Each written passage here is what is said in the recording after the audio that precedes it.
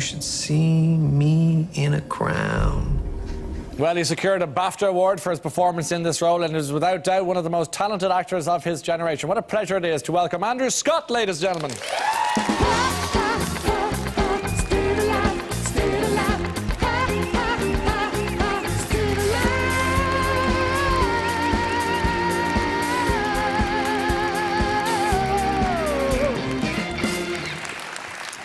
You know, from the moment you came on the screen as Moriarty and you opened your mouth, I wasn't expecting to see it. And I just heard this Churchtown Dublin drawl. I was expecting something very different. So how does a lad from Churchtown become Sherlock Holmes' nemesis? How does that happen? Well, I just auditioned for it. I think I always felt that I had a villain in me. Yeah, and the rest. So I just auditioned, and that swimming pool scene that was at the end of series 1. Because it was just very late into production, they just wrote this scene, the swimming pool scene, very, very quickly. And they sent it to me a couple of hours before the audition, and they looked a little frightened, so I sort of knew that it had gone wrong. Were you a Holmes fan going into the series, or was it just another part? Well, I mean, I'd read some of the stories. Yeah. I think the guys who write it, Mark Gatiss and Stephen Moffat, are huge Sherlock enthusiasts, you know. So I think the reason it's become so successful is because there's nothing cynical about it, you know. They love it. They know all the versions of it, and so I think that's why it's become such a... Because it commands an intense fan base, shall we say. We'll talk about that in a moment. But I do want to just talk a bit more about the character and your portrayal of Moriarty. And I'm dying to know, I was dying to ask you if I was to ever meet you, was how did you perfect something that is so demented and psychotic? Not an easy thing to do. So how did you do that? Did you have to dig deep, or are you kind of a little bit demented yourself? Well, I come from... Be careful now. The 12th fittest family in Ireland.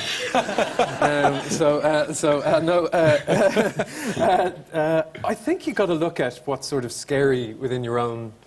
within your own soul, you know? I think, because otherwise then you start copying other people. And I didn't really want to do that. And I think what makes a really scary villain is something that you don't expect. You think, God, what the hell is this? And I don't think people thought that they were going to see me as Moriarty. I don't think the TV audience had any relationship with my face, which I think kind of helps. Very much so. You know, that it wasn't a TV face at the time. And so, yeah, I think you've got to just look at, you know, the dark side of your own self. So then you can sort of create something that's a little bit more original, you know. And I think they're very clever in that they don't overuse the character, you know. A little bit like Hannibal Lecter. I think he's only in 20 minutes of The Silence of the Lambs. I think it's the talking about him, and it's the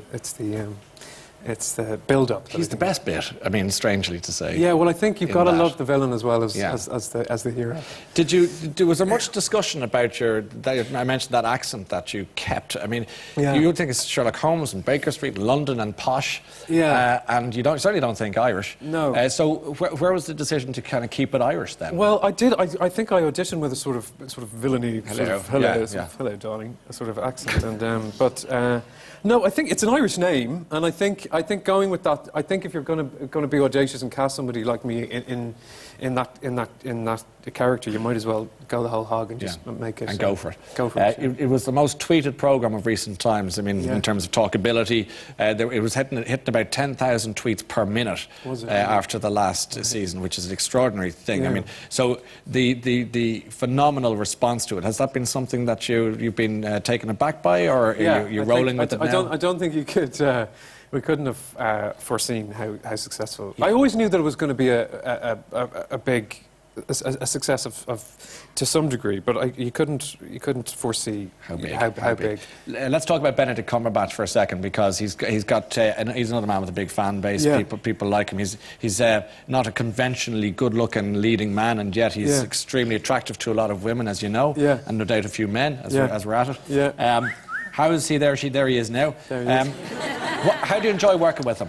Yeah, he's fantastic. He's both of us kind of came from the theatre, you know, and I think because we were both, you know, in our early 30s when Sherlock started, and so I think it's quite good for actors to not have that huge amount of scrutiny too early in your career. I think if it happens to you, it can throw you off a little bit, and people can boss you around and tell you to do things that you don't really want to do, and you start going after things for the wrong reasons. And yeah, I think we had 10 years. I knew Benedict as a theatre actor for years around the scene, and so yeah, I think the quality of the writing and the sort of theatrical nature of the writing really helped us. I think he's a real star, and he's a great pal, and yeah, it's great to see all this stuff. Is he a good kisser? I mean, you did have to kiss him, as you know, from the rooftop there that last. Do you know what? That is tame compared to some of the we get. There's a sort of a new dynamic that happens among fans now, where they send you, well, I suppose short films is how you describe it. Of what?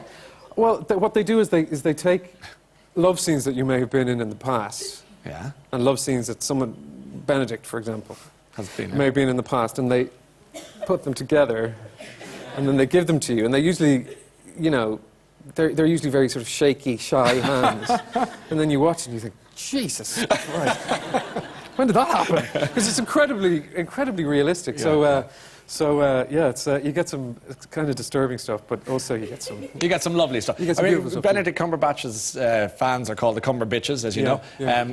Do yours have a name, a nickname, or? Yeah, they're called Scotties. Scotties, and that's not bad. And how are they? How are they in general? I imagine they're well. Yes, and you hope so. Yeah. I mean, are they demented, to use the word again? Are they? No, they're not actually. Most, you know, you get the occasional odd person. Yes. But no, for the most part, actually, it's a real outlet for people. It's a whole other world that we're not really in control of, and you get sent really beautiful drawings and kind of some very, very moving letters and things. You know, people really like it. It's sold to 220 countries all around the world, so you get lots of different all sorts. I think is the message. Well, Rosalie and Harry, we put a thing out on Facebook during the week to offer 2 tickets to somebody who likes the show, who might be a fan of Sherlock and your own. And Rosalie and Harrington won the tickets. Where are you, Rosalie? Here. How are you? Hi, fine, thank you. Good. Well done for winning the tickets. Thank you. Hi, Rosalie. And why? Do you want to say hello to Andrew? Hi, Andrew. Hi, yeah. Do you want to ask him anything? No, I just want to say, well done for your work on the show. I think it's fantastic. So that's all I want to say. Can we see your tattoo that you had been talking to us about? Explain. It's just a charm bracelet, keep it up there. I have a key just with 221B reference to the apartments, because I'm a big fan of the books, and I think the show is just a perfect adaptation. And yeah, that's it. And 221B, of course, for Holmes fans will know that it is. Yeah, Baker Street. So. It's the address. You see, you're such a fan, you look at me as if to say, yeah, it's Baker Street. What are you thinking? So you're happy to see Andrew as Moriarty and all that? Yeah, it's perfect. It's like the show, the best thing about the show is that the books are so complex characters, and they brought it really well onto TV. Great. I think it'll be around in years to come, still watching it. So. Well done on winning the tickets. You're a good sport, and thanks for coming in tonight. Thanks. So Andrew, I want to mention, for people who don't know, what age are you now? I'm 26. No, I'm not. I'm 37. You're 37. So what people might know that Andrew burst onto to our screens in a tour de force display some years ago, and that's when he came to most of our attention when you were in this ad.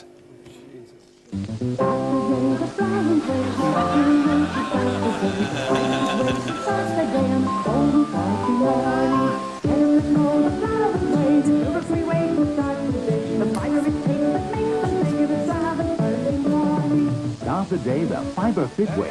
Flower. That's good, isn't it?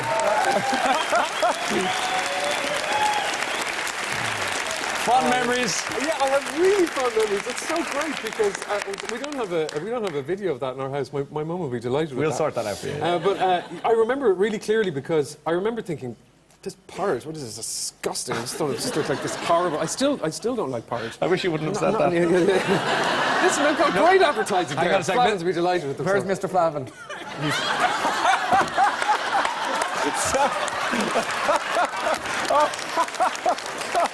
Anyway, I should have told you. What does Alan Parker say? Surprise me in rehearsal. Mr. Flavin, how are you? Very well, thanks.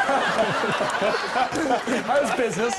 Oh, very good, but we could do with better comments than that. Do you remember the young boy, Andrew Scott, filming the ad? We did it up in Enniskerry and Enniskerry village and up in the woods around that, and then a house in Dublin. Yeah. So it actually went very well. Wait, can you have his tracksuit back? What? Do you have his tracksuit still? You do? What I have here. I hear now. Is that the actual tracksuit? That is the tracksuit. Oh, that's so sweet. Thank you very much. Thank you. That's scroll time's sake. Oh my God, I feel so guilty. I'm so sorry. Is that the It was actual when I was a tracksuit? child. It was no, I've already said I still You hate did porridge. say you hate porridge. That's the actual tracksuit. But the only thing is, my children actually wore it as well, so it's a little bit more worn than when you had it. Well, you're not is a bit so evaluated with Mr. Flahavan, in fairness to you. Well, I remember the Flahavans. I remember I was paid generously at the time. I remember it so clearly. I was paid £78. What did you do with the money? I'll tell you, I bought a bunk bed. You know those bunk beds that had a wardrobe and a desk underneath? We all wanted one That was of the coolest guy in Best the present world. ever. Okay. So the porridge was great in the end, yeah. Remember, kids, porridge pays. Let's go back to what you're doing, because you've got a few projects on the go. Big Irish movie coming up soon. Look at how neatly you folded that. I do. Last year we shot a film called The Stag, which is a film with Peter MacDonald and Amy Huberman and Hugh O'Connor and Michael Legg and Andrew Bennett, and we shot it up the Dublin mountains, and it's about kind of modern Irish males.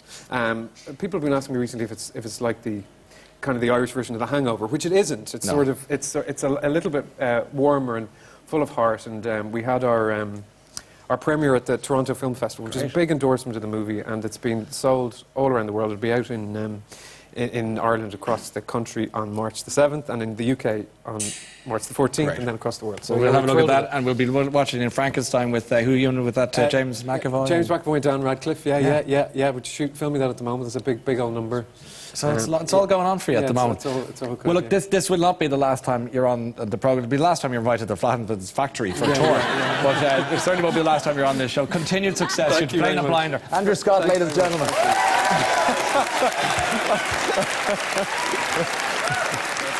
Look at that. It's so neat.